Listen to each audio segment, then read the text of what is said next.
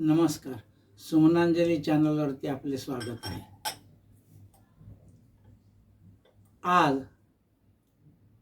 आत्तापर्यंत जे माझे अभंग झालेले आहेत त्याला उत्तम प्रतिसाद तर मिळाला आहे, पण बऱ्याच लोकांनी मला प्रश्न विचारला की तुम्ही अभंगाच्या सुरुवातीला आणि शेवट पांडुरंग सद्गुरू श्री पांडुरंग महाराज की जय असं का म्हणता, त्याच्याऐवजी श्रीकृष्ण परमात्मा पांडुरंग भगवान असं का म्हणत नाही? वास्तविक सगळ्या लोकांनी केलेला प्रश्न बरोबर आहे, त्यात काही दुमत नाही. पण मी सद्गुरू पांडुरंग महाराज का म्हणतो याच्याविषयीची एक छोटीशी कथा तुम्हाला सांगतो आणि त्याच्यानंतर मग अभंगाला सुरुवात करू. जो दे वामन पादुका बलिशिरी तो कृती शोभला, त्रेती दे स्वबंधू भरता सद्भाव ज्यांचा भला.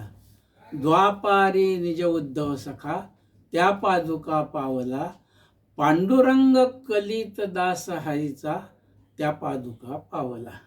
आता खरं म्हणजे कृतयुगामध्ये बळीराजाच्या डोक्यावर पाय ठेवला म्हणजे पादुका दिल्या. त्रेतायुगामध्ये भरताला पादुका दिल्या, त्यांनी पादुका सिंहासनावर ठेवून रामाच्या नावानं राज्य केलं. द्वापारी निज उद्धव सखा, द्वापार युगात तर उद्धवाला त्या पादुका दिल्या, आणि उद्धव म्हणजेच नामदेव महाराजाचा अवतार आहे किंवा उद्धव म्हणजेच नामदेव महाराज आहे. आणि या कलियुगामध्ये आमच्या घराण्यामध्ये, हरदासाच्या घराण्यामध्ये आमचे मूळ पुरुष आहेत श्री सद्गुरू पांडुरंग महाराज. त्या काळी त्यांना पांडुरंग बुवा असं म्हणत असत.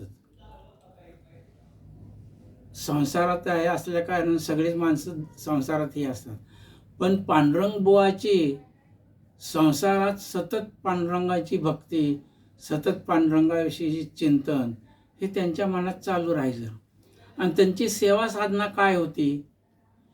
पहाटे उठून पुंडलिकापाशी जाऊन चंद्रभागेचं स्नान करायचं आणि पांडुरंगाच्या देवळात जाऊन काकड्याचे अभंग म्हणायचे. माध्यान्ह काळी दुपारी उन्हाचं पुन्हा चंद्रभागेत स्नान करायचं, महाद्वार घाटानं जाऊन पुन्हा पांडुरंगाचं दर्शन घ्यायचं. संध्याकाळी दुपारतीचे अभंग म्हणायचे, रात्री शेजारतीचे अभंग म्हणायचे. असे हे पांडुरंग बुवा भर उन्हाळ्यात, आता किती उन्हाळा आहे तुम्ही बघताय, याच्यापेक्षा उन्हाळा भयानक होता, आणि दुपारच्या वेळेला पुंडलिकापाशी स्नान करून येत असताना महाद्वार घाटाच्या जवळ निम्म्या अंतरावर आल्या. आता किती झालं तर शेवटी देवाला भक्ताचा कळवळा येतच असतो. देवाला कळवळा आला की ह्या भावाचे पाय किती पोळतेत, कसं सांगावं यांना. देवाने एका ब्राह्मणाचं रूप घेतलं आणि पांडुरंग बुवाकडे गेले आणि हात जोडून म्हणाले, पांडुरंग बुवा, अशा भर उन्हात वाळवंटात तुमचे पाय किती पोळतेत, या खडावा घ्या, या खडावा घ्या आणि पायात घाला तुम्ही. पण पांडुरंग बुवाना त्यांना ओळखलं. म्हणले, मी तुला ओळखलाय म्हणले, तुझ्या या खडावा मी पायात कशा घालू म्हणले. देवाला राग आला थोडा.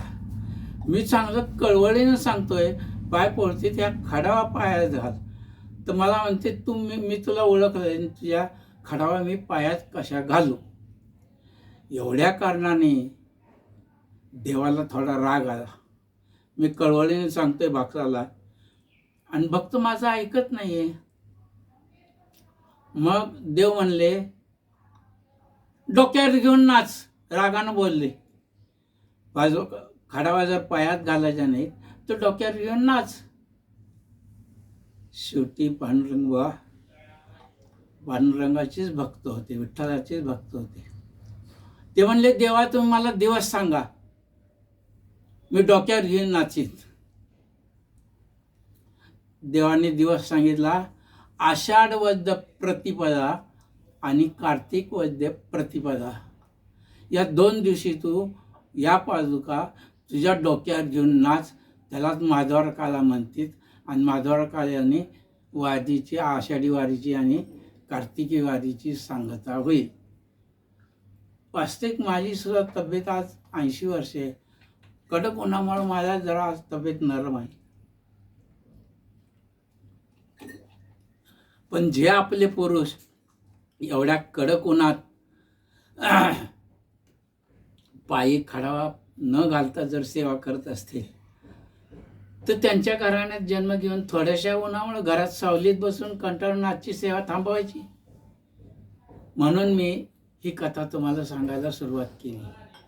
आता वास्तविक आमच्या हारदासाच्या घराण्यामध्ये पांडुरंग महाराज हे मूळ पुरुष, त्यानंतर कन्हैया महाराज, या कन्हैया महाराज ही समाधी माहेश्वरीच्या धर्मशाळेमध्ये आहे. आजही मदन महाराजाच्या डोक्यावर पादुका बांधल्या की त्या माहेश्वरी धर्मशाळेत जाऊन ती हंडी फोडतात. त्याच्यानंतर रामहरी महाराज म्हणून सत्पुरुष होऊन गेली, त्यांची समाधी आमच्या तांबड्या मारुतीजवळ हरदासाचा देवीचा मठ आहे. त्या देवीच्या मठामध्ये रामहरी महाराज आणि आमचे भटजी मूळ पुरुष त्यांची सुद्धा समाधी तिथंच आहे. अशी आमच्या हरदास घराण्याची परंपरा आहे की देवापुढं अभंग म्हणण्याची, सेवा करण्याची ही आम्हाला वंश परंपरेनं मिळालेलं देणगी आहे असं समजा. आणि याच कन्हैया महाराजानं पहाट काकड्याला जो अभंग म्हणतात तो या कन्हैया महाराजानं लिहिलेला आहे. आणि त्या काळी प्रदक्षिणा रोडवर तुकाराम महाराजाच्या मठासमोर थोडंसं पुढं आले की डाव्या हाताला बंकट स्वामी महाराजांचा मठ आहे. मठात 3 मजली मठ आहे, दांडगा मठ आहे एकदम. आणि त्या मठामध्ये त्या काळी पहाट 3 वाजल्यापासून, काकडा 5ला सुरू होतो, 3 वाजल्यापासून 2 तास लोकांचं सगळा मठ भरून गच्च गर्दी व्हायची.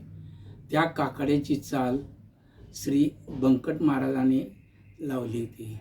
आणि त्याच्या शेजारी रंगनाथ स्वामी महाराज म्हणून आहेत, हे दोन्ही पुरुष होते. तेव्हा तो काकडा काय आहे तो आज मी तुमच्या समोर म्हणून दाखवत आहे.